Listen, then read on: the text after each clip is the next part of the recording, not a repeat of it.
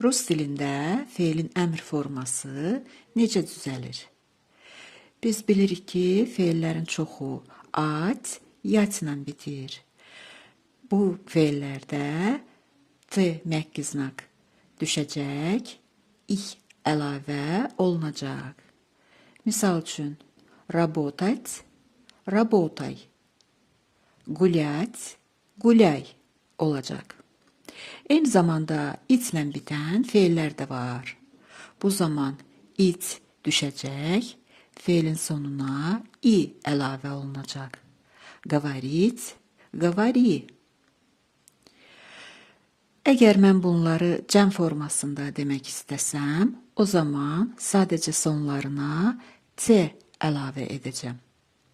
Работайте, гуляйте, говорите.